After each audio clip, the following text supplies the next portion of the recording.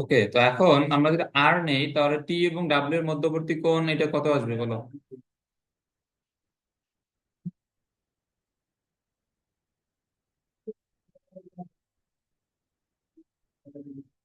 বলো। টি এবং ডাব্লিউ এর মধ্যবর্তী কোণ এটা আসবে আমাদের 90 minus alpha minus gamma plus alpha plus 90। এটা বুঝছো? হ্যাঁ।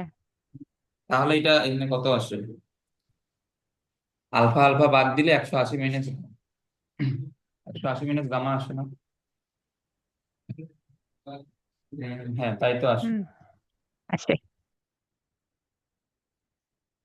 তাহলে এটা হবে 180 মাইনাস গামা।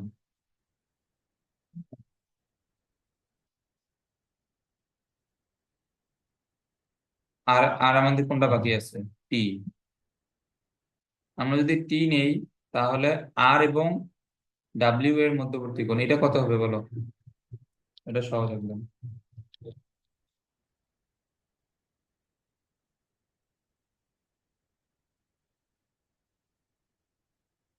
আর এবং ডাব্লিউ তো তো অন্তত পারা উচিত।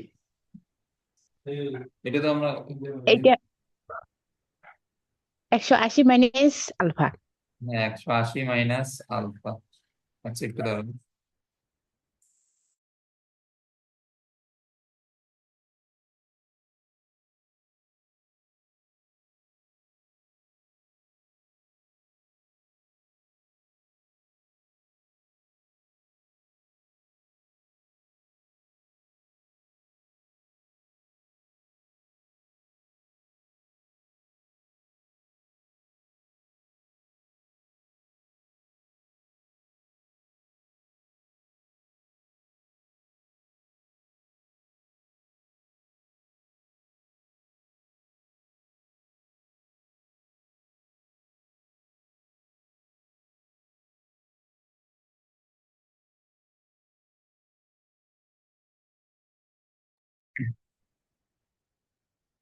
ওকে, এখন এখানে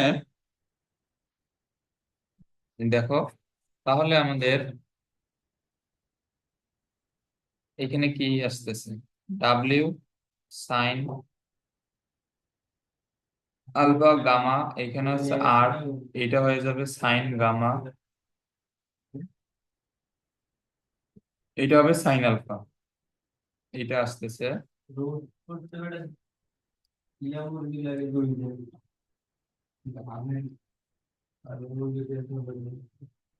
আর এখন এখানে আমাদের এই, আমরা যদি দ্বিতীয় ক্ষেত্রে সেম অ্যাপ্লাই করি তাহলে এখানে সাইন, এটা কি হবে আলফা প্লাস বিটা, আর এখানে আছে আর ওয়ান, তাহলে এটা কি হবে সাইন। তো সেম না, সেম হইলে তো তাহলে আমরা যখন এখানে 180 মাইনাস গামা ছিল, এটাও কি হবে? এটাও তো 180 মাইনাস গামাই হওয়ার কথা।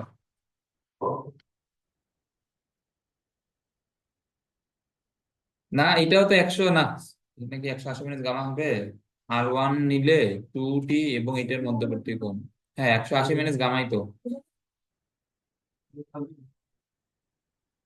180 মাইনাস গামা আর হচ্ছে যে টি, আমরা যদি নেই, টি নিলে এটা হবে 180 মাইনাস বিটা না? হ্যাঁ, একশো হুম। আশি মাইনাস বিটা। ওকে, হ্যাঁ, ঠিক আছে। তাহলে এখানে W sine alpha plus beta, এইটা হবে সাইন গামা, আর এটা হবে সাইন বিটা। ওকে, এখন এখানে খেয়াল করো, এই যে আমাদের আগের ম্যাথটার মতো এইখানে ওই যে দেখো আমাদের প্রমাণের মধ্যে কিন্তু কোনো বলগুলা নাই। তো আমরা যদি এখানে আর এবং আর ওয়ান কে আমরা তাহলে এখানে নিয়ে আসবো না, এই যে আমরা আগের ম্যাথের মতো হয় তুমি টি এর মান বের করবে অথবা ডাব্লিউ এর মান বের করে দুইটাকে সমান ধরে তখন আরেকটা এখান থেকে চলে যাবে। আচ্ছা, এখন আমরা যদি এখানে প্রথম সমীকরণ থেকে আমরা যদি এটা বের করি,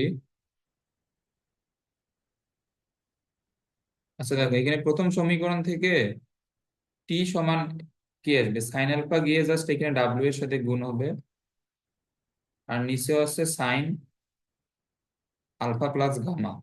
আর এই জায়গা থেকে আমাদের টি এর মান কি হবে,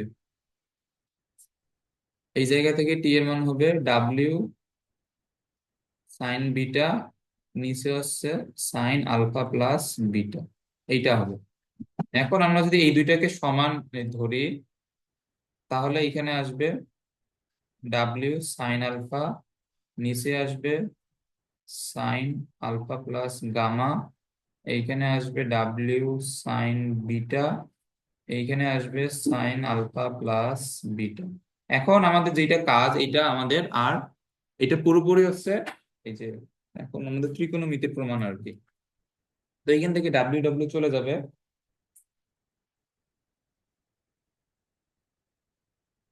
টু। ও আচ্ছা, এখানে আমাদের দ্বিতীয় সমীকরণে তো টু টি আছে, তাহলে এখানে হবে টু টি। আচ্ছা দাঁড়াও, তাহলে এখান থেকে আমরা যদি টি এর মান বের করি, এই জায়গাতে তো টু টি, তাহলে সাইন বিটা গিয়ে ডাব্লিউ এর সাথে গুণ হবে আর টু এসে এখানে ভাগ হবে। ওকে, তাহলে এখানে থাকবে একটা টু, এটা বুঝছো? হুম, বুঝছি।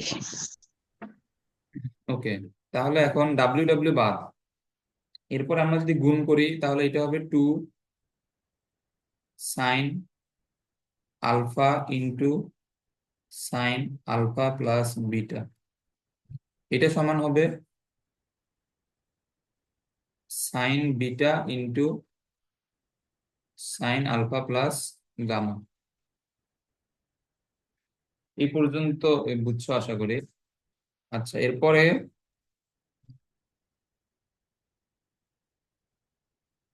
এখন এখানে খেয়াল করো, এই যে টু সাইন আলফা বাইরে, সাইন এ কস বি এর সূত্র কি এটা মনে আছে?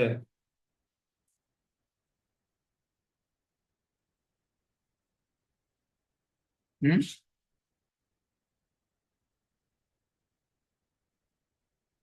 হ্যাঁ, আছে। সাইনে কসবি না?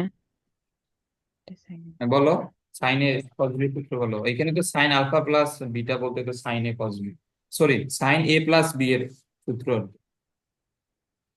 ও, এটা হচ্ছে সাইনে কস বি প্লাস কসে সাইন বি। হ্যাঁ, তাহলে এটা কি হবে, sine alpha cos beta cos alpha sine beta, এইখানে সাইন বিটা আর এখানে সেম সূত্র, sine alpha cos gamma cos alpha sine gamma. ওকে,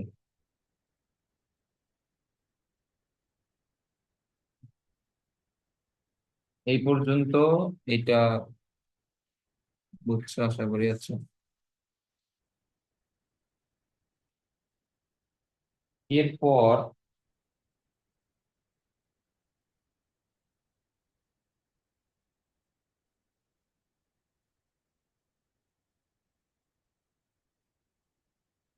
আমরা এখানে একটা কাজ একবারেই করতে পারতাম, তাহলে আমাদের এখানে একটু সুবিধা হইতো। আচ্ছা, এই লাইনটা তো বুঝছো, তো আমরা এখানে একটা কাজ একবারেই করে আর কি। এই যে এখানে বাইরে যেগুলো আছে মানে টু সাইন আলফা, আর এখানে বাইরে আছে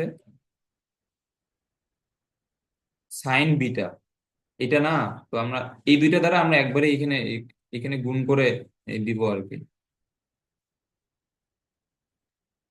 তাহলে আমাদের এটা হয়ে যাবে টু সাইন আলফা সাইন, এখানে কি উল্টা পাল্টা হইল?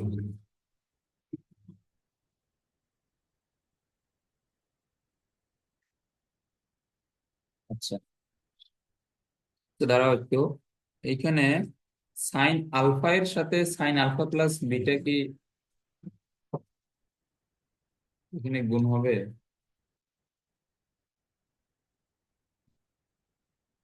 আচ্ছা, আমরা কি এখানে উল্টা লিখছি নাকি?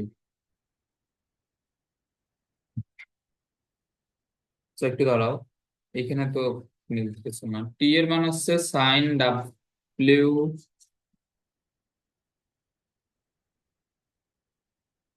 Sign alpha, alpha gamma. আর এইখানে হচ্ছে,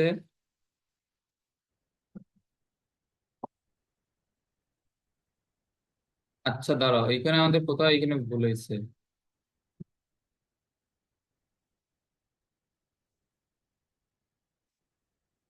যে দেখো, এখানে আমাদের এখানে দ্বিতীয় সমীকরণে একটা ভুল হয়েছিল। এটা হচ্ছে যে এইখানে ছিল আলফা প্লাস গামা, কিন্তু এই যে আমাদের এখানে দ্বিতীয় সমীকরণে আমরা যখন ডাব্লিউ নিছিলাম, তখন এখানে ডাব্লিউ এর নিচে কি হবে? আর 1 এবং 2t এর মধ্যবর্তী কোণ এখানে কি, এটা হচ্ছে গামা প্লাস বিটা। তাহলে এখানে হবে বিটা, গামা প্লাস বিটা। এটা বুঝছো? হুম। তো এখানে হবে গামা প্লাস বিটা। তাহলে এইখানে হচ্ছে গামা প্লাস বিটা। আহ তাহলে 2t এর যে সমীকরণ, এখানেও আসবে গামা প্লাস বিটা।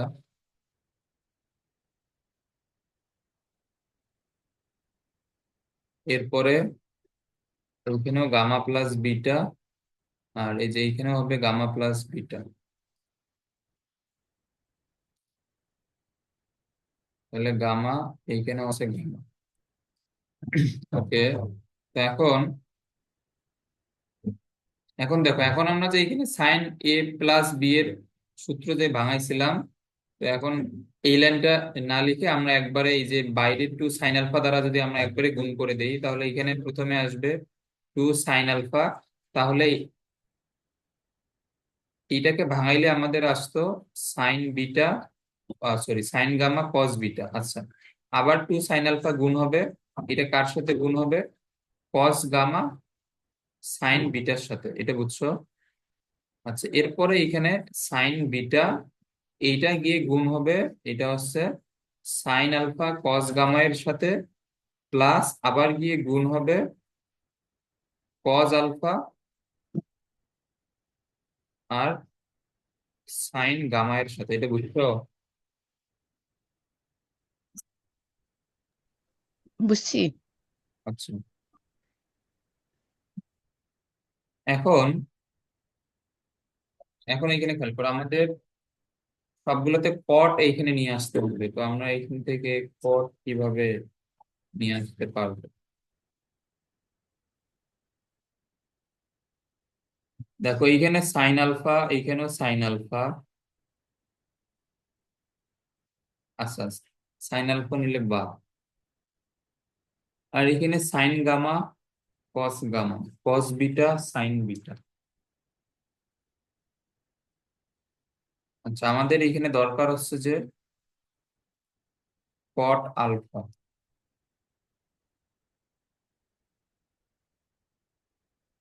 আচ্ছা, তাহলে কট নিয়ে আসার জন্য আমরা যদি প্রথমটা থেকে sine alpha sine beta sine gamma আমরা যদি কমন নেই, এখন খেয়াল করো, এটা যদি আমরা কমন নেই, তাহলে এখানে প্রথমটা থেকে সাইন আলফা এখান থেকে চলে যাবে, সাইন বিটা এখান থেকে চলে যাবে। তাহলে এখানে থাকবে কস বিটা, আর আমরা এক্সট্রা করে নিয়েছি সাইন বিটা। তাহলে এখানে কি হবে? Cos beta by sine beta মিলে হয়ে যাবে কট বিটা। এটা বুঝছো? হ্যাঁ, বুঝছি। আচ্ছা, এর সামনে একটা টু আছে,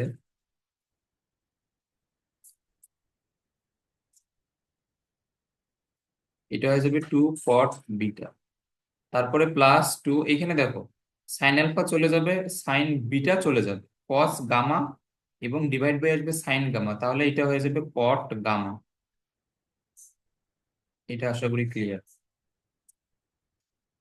আচ্ছা, এর পরেরটা থেকেও আমরা যদি সেম কাজটাই করি, sine alpha sine beta sine gamma, আমরা যদি এখানে কমন নেই, দেখো প্রথমটা থেকে সাইন বিটা সাইন আলফা এখান থেকে চলে যাবে, তাহলে থাকবে শুধুমাত্র cot gamma plus sine gamma এবং সাইন বিটা এখানে চলে যাবে, তাহলে কজ আলফা মিলে এটা হয়ে যাবে কট আলফা। এটা বুঝছো? হুম। ওকে, তো এখন এইখানে বাম দিকে হচ্ছে আমাদের দুইটা কট গামা, ডান দিকে একটা, তো এই যে আমরা দুই দিকে তো সেম জিনিস কমন নিছি, তাহলে এটা দুই দিক থেকে বাদ, মানে যেটুকু আমরা কমন নিছি, তাহলে বাম দিকে আছে টু কট গামা এবং ডান দিকে একটা কট গামা, তাহলে এখানে হবে টু কট বিটা একটা কট গামা, আর ডান দিক থেকে তো এটা চলে যাবে, তাহলে এখানে থাকে কট আলফা। তাহলে এই যে কট আলফা মাইনাস কট গামাকে ওইদিকে নিয়ে যাও, তাহলে এটা হবে টু কট বিটা, এটা হবে কট আলফা, আর কট গামা এদিকে এসে বিয়োগ। এই যে আমাদের অ্যান্সার মিলছে, এটা বুঝছো? হুম, বুঝছি। ওকে, তো এগুলা আবার আবার নিজে নিজে প্র্যাকটিস করবা, এই যে এখানে না হলে এই যে এখানে আমাদের সমীকরণ লিখতে তো বিভিন্ন জায়গায় ভুল হয়েছে, তো এগুলা নিজে নিজে প্র্যাকটিস না করলে এগুলা কিন্তু মানে সহজে বুঝতে পারবে না ওকে।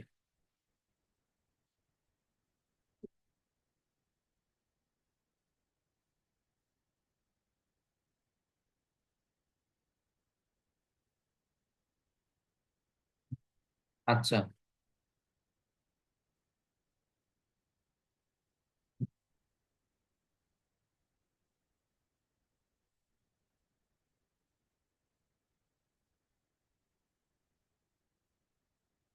আচ্ছা, তো আমাদের এরপরে আরো দুই তিনটা ম্যাথ আছে, এইগুলো হচ্ছে আমাদের tan alpha half tan beta, খাড়া দেয়ালের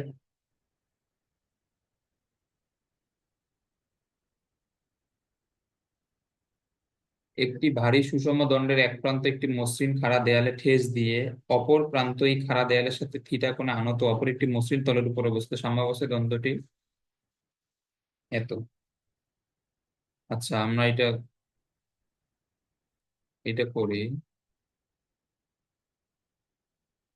এখন এই যে এই চ্যাপ্টারে সব ম্যাথ যদিও লাগে না, মানে শুধুমাত্র যেগুলো বোর্ডে আসছে ওইগুলা করাইলেই হয়ে যায়, এবং এটা হচ্ছে যে তাই করা হয় ম্যাক্সিমাম ক্ষেত্রে, কারণ এগুলা ম্যাথ অনেক বড় বড়, তো তো সব ম্যাথ যেটা আসে না, তো এগুলো শেখানো আর কি টাইম ওয়েস্ট, বাট তারপরে এগুলো করতেছি। আর এরপরে আরো কয়েকটা ম্যাথ আছে, ওইগুলো আমাদের লাগবে না, যেমন এই যে ছয়ের যেগুলো ম্যাথ আছে এগুলো আমাদের কোথাও লাগে না। আচ্ছা,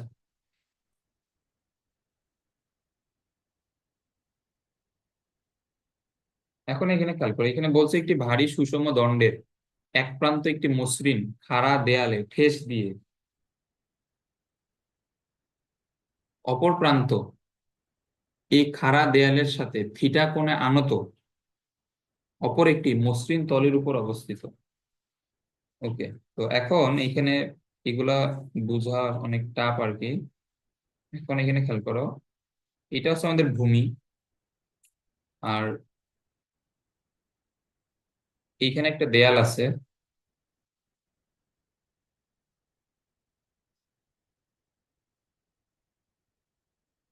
ওকে, তো আমাদের এইটা হচ্ছে দেয়াল। আচ্ছা, তাহলে এক প্রান্ত হচ্ছে দেয়ালের সাথে, এখন এখানে একটা প্রান্ত থাকবে দেয়ালের সাথে। ওকে, আর এটার অপর প্রান্ত দেয়ালের সাথে বা ওই যে ওই খাড়া দেয়ালের সাথে থিটা কোণে আনত, তাহলে এই তলটা থাকবে আমাদের এখানে দেয়ালের সাথে থিটা কোণে আছে এমন একটা তলের দূর এমন একটা তলের উপর অবস্থিত সাম্যাবস্থায় দ্বন্দ্বটা আনুভূমিকের সাথে যদি আলফা কোণ উৎপন্ন করে। আচ্ছা দেখো, এইখানে আমাদের এক প্রান্ত থাকবে এখানে দেয়ালের সাথে, আচ্ছা আমরা যদি এটা আঁকাই, এক প্রান্ত হচ্ছে দেয়ালের, আর এক প্রান্ত হচ্ছে এই তলের উপর, যেই তলটা ওই দেয়ালের সাথে আবার থিটা ডিগ্রি কোণ উৎপন্ন করছে। তো এখন প্রশ্ন অনুযায়ী এখানে বলছে, এইখানে এই যে আমাদের এটা হচ্ছে দণ্ড, এই দণ্ডটা আনুভূমিকের সাথে আলফা কোণ, তাহলে এইটা হচ্ছে আমাদের ভূমি বরাবর এই কোণটা হচ্ছে আলফা। এটা বুঝছো? হ্যাঁ হ্যাঁ বুঝছি। আচ্ছা, তো এখন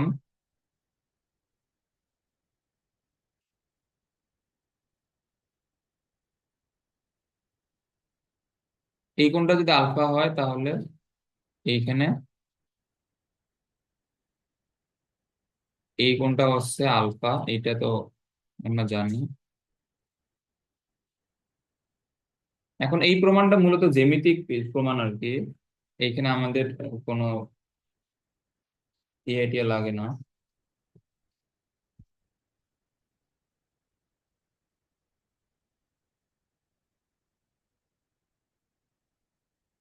ওকে,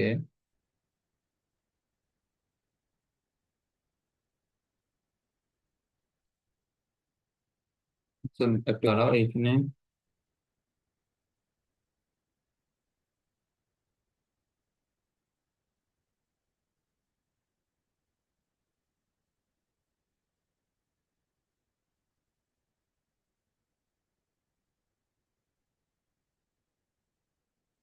এখন একটা এই দণ্ড, ধরো যে এটা একটা দণ্ড, এই দণ্ডের এখানে ভারকেন্দ্র কোথায় হবে? এটার ভারকেন্দ্র কিন্তু এর ঠিক মধ্যবিন্দুতে না, এবং আমরা জানি ওজন সবসময় ভারকেন্দ্র থেকে নিচের দিকেই কাজ করে, তাহলে এটার ওজন এর মধ্যবিন্দু থেকে নিচের দিকে কাজ করবে। এটা বুঝছো? তাহলে আমরা যদি এটার এখানে, বুঝছি। তাহলে এটার ওজন এই যে আমাদের দ্বন্দ্বটা, আচ্ছা আমরা এখানে এখানে দ্বন্দ্বটা আঁকাই, এটা ধরো যে এ পয়েন্ট, এই যে এই পয়েন্টটা হচ্ছে এ, যেটা দেয়ালের সাথে আটকানো, আর এই পয়েন্টটা হচ্ছে বি, যেটা এখানে তলের সাথে আটকানো। তাহলে এই দুইটা পয়েন্টের মধ্যবিন্দু থেকে ওজন তার আর নিচের দিকে কাজ করবে, তাহলে এটা হচ্ছে তার ওজন ডাব্লিউ। এটা আশা করি বুঝছো।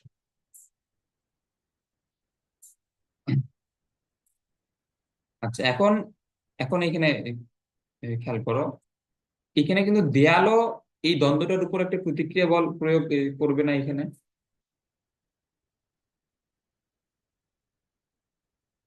এখানে দেয়াল কিন্তু এখানে দণ্ডের উপর একটা প্রতিক্রিয়া বল প্রয়োগ করবে অবশ্যই। এটা এখানে কি হবে? হুম। দেয়াল থেকে লম্ব বরাবর তো হবে।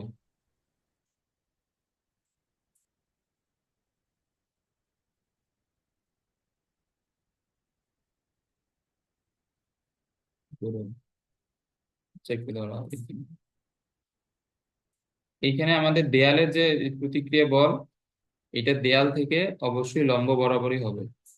এটা হচ্ছে দেয়ালের প্রতিক্রিয়া বল আর।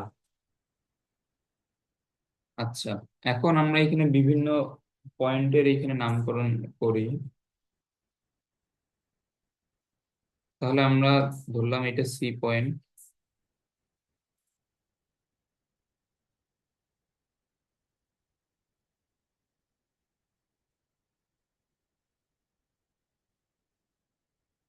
এবং এই পয়েন্টটা হচ্ছে,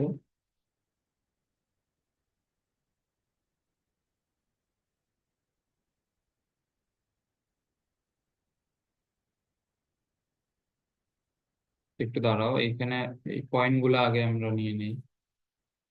এটা ছিল বি, তাহলে এ বি সি, এই পয়েন্টটাকে আমরা নাম দিলাম ডি। ওকে,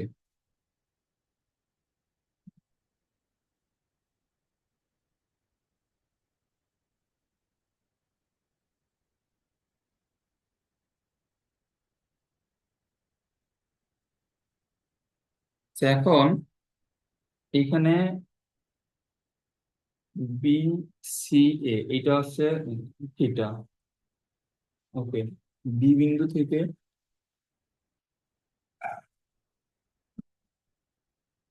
বি বিন্দু থেকে এ ও এবং বি ডি, এটা ছিল আমাদের আর। তাহলে আমরা এই রেখাটাকে নাম দিব এ ও। আচ্ছা, দাঁড়াও, এগুলা ম্যাথ করানো আসলে টাইম ওয়েস্ট আর কি। আচ্ছা, তারপরে এটা আমরা এই চ্যাপ্টার লাস্ট ম্যাথ এটা এই করব। আর এই ম্যাথে কারণ যাবো না এই চ্যাপ্টারের ম্যাথে।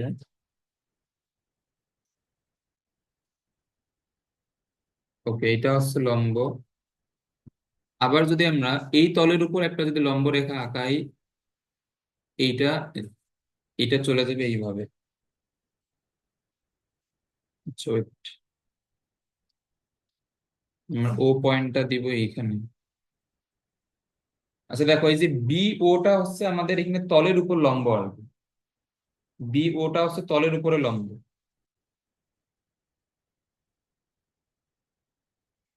ওকে।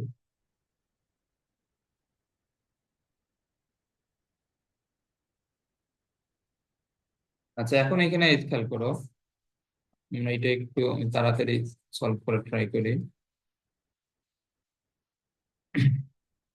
ওকে, তাহলে আমাদের এখানে বি সি এ, চিত্রে খেয়াল করো এটা হচ্ছে থিটা, আমরা অলরেডি এটা লিখছি। এবং এ বি, আর এই এই রেখাটার আমরা একটা নাম দিই ই। এ বি ই, এই কোণটা আমাদের এখানে বলে দিছে প্রশ্নে আলফা, যে এই এই দ্বন্দ্বটা আমাদের ভূমির সাথে আলফা কোণ সৃষ্টি করে, তাহলে এটা হচ্ছে আলফা। এটা না? এবং এখানে বি বিন্দু থেকে, হ্যাঁ। বি থেকে দেখো এ ও রেখার উপর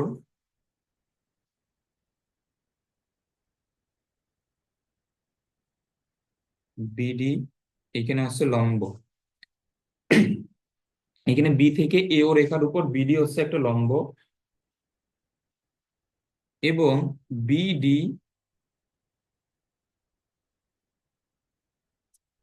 আচ্ছা, এইখানে চিত্রটা এমন ভাবে আঁকছে যাতে হচ্ছে যে ও থেকে তার যেটা আহ, ওজন, এটা ও বিন্দু থেকে ক্রিয়া করে। আচ্ছা দাঁড়াও, এখানে চিত্রটা তাহলে ও বিন্দুটাকে আমরা একটু এখানে এখানে সরাই নিয়ে আসি। তাহলে এই লম্বটা হচ্ছে আমাদের ও, ও বিন্দু দিয়ে যাবে মূলত। তাহলে এই যে এইটা হচ্ছে আমাদের তলের উপর লম্ব,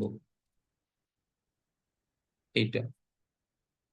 ওকে, এবং এইখানে যে এই যে আমরা এবি এর যে মধ্যবিন্দুটা, যেই বিন্দু থেকে আমরা ওই বস্তুটার ভার কেন্দ্র দেখাইছিলাম, তো ভার কেন্দ্রকে নর্মালি জি দ্বারা প্রকাশ করা হয়, এটাকে আমরা জি পয়েন্ট লিখলাম। এবি এর মধ্যবিন্দু মানে যেই বিন্দু থেকে তার আহ, তার যে ওজন, এটা এখানে ক্রিয়া করবে।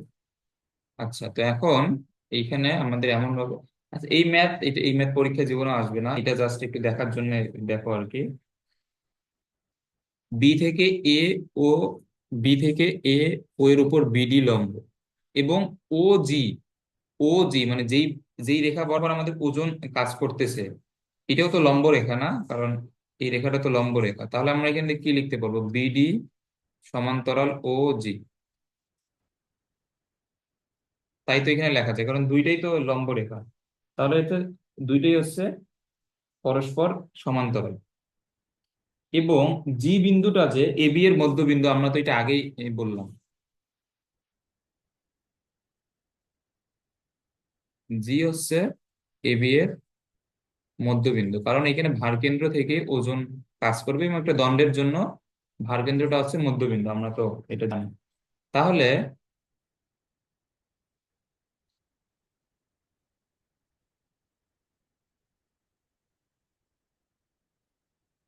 এটা হচ্ছে লম্ব, এবং এটা হচ্ছে এখানে এখানে ভারকেন্দ্র, এটা হচ্ছে মধ্যবিন্দু।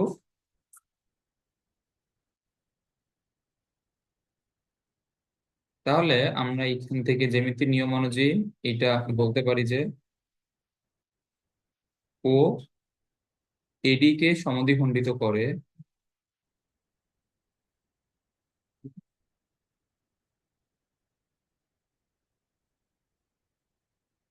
আচ্ছা, এখন ও যদি এখানে এ ডি কে সমদ্বিখণ্ডিত করে, তাহলে ও ডি সমান ও এ, এটা হচ্ছে দুইটাই এডি এর অর্ধেক।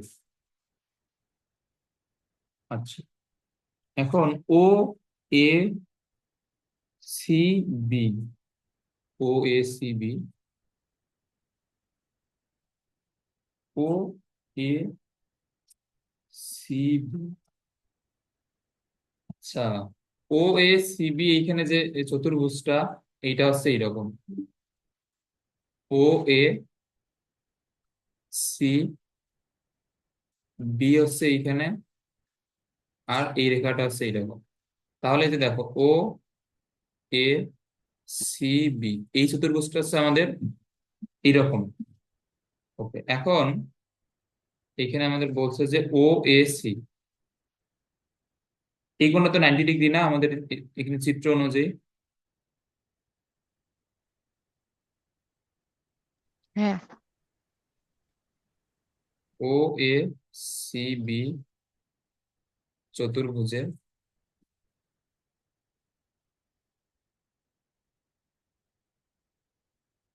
ও এ সি তো 90 ডিগ্রি। ওকে, এবং আমরা আমরা কিন্তু এখানে চিত্র আঁকছি, ও বি রেখাটা এখানে কি ছিল বলতো? এই যে বি সি, এই যে এখানে তলটা, এই এই তলের উপর কিন্তু এটা 90 ডিগ্রি ছিল না, এখানে মেইন চিত্রে খেয়াল করো, ও বি রেখাটা আমাদের তলের হুম। উপর, তাহলে তো এটাও 90 ডিগ্রি। তাহলে ও বি সি, এই কোণটা 90 ডিগ্রি। ওকে, তাহলে এখন আমাদের কোণ এইখানে বাকি থাকে এই যে থিটা আর এই কোণটা না। ওকে,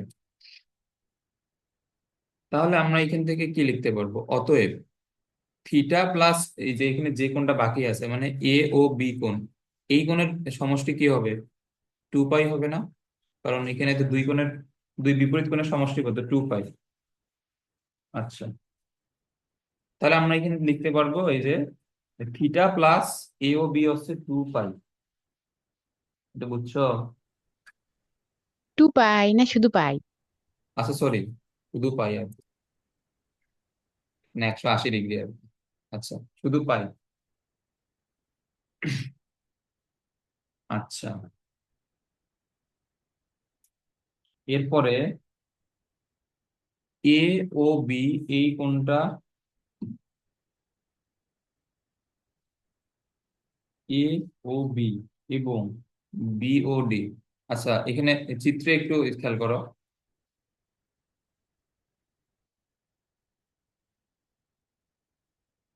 এ ও বি মানে এই কোণটা, আর হচ্ছে বি ও ডি। আচ্ছা, বি ও ডি আমি যদি এখানে আঁকাই, এটা আমাদের কিরকম চিত্রে?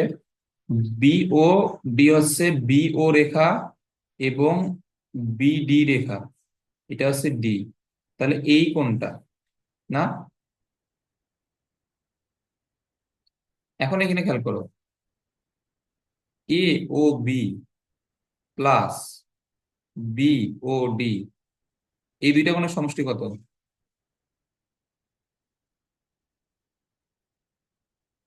এই এখানে 180। এটা হচ্ছে 180, বা এটা হচ্ছে পাই, এটা পাই না।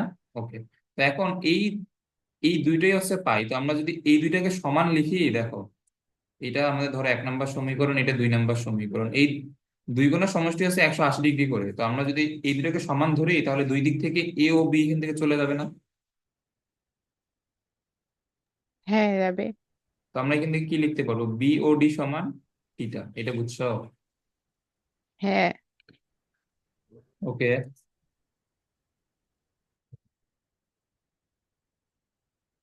এখন ত্রিভুজ বি ও ডি তে, বি ও ডি কিন্তু একটা সমকোণী ত্রিভুজ, কারণ এখানে ডিটা, এখানে ডি কিন্তু একটা সমকোণ।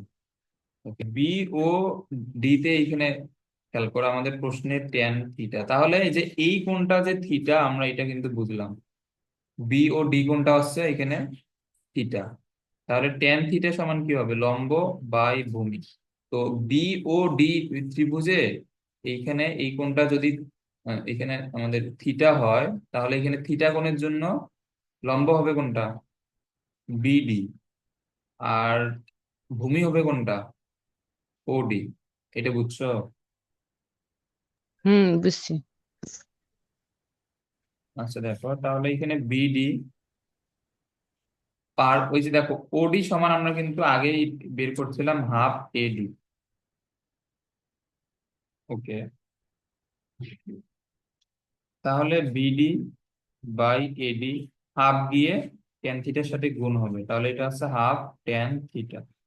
আচ্ছা, এটা আমাদের 3 নম্বর সমীকরণ থাকুক। এরপরে আর একটা সমকোণী ত্রিভুজ এইখানে আমরা কিভাবে পাবো? আর একটা সমকোণী ত্রিভুজ পাওয়া যাবে বি এ ডি। আচ্ছা, এখন B A D, B A D, এই যে আমরা যদি এখন এখানে এই দ্বিতীয় সূত্রে খেয়াল খেয়াল করি, বি এ ডি এই টোটালটাও কিন্তু একটা সমকোণী ত্রিভুজ, কারণ এইখানেও কিন্তু ডিটা হচ্ছে সমকোণ। তাহলে বি এ ডি তে, বি এ ডি তে এখানে খেয়াল করো,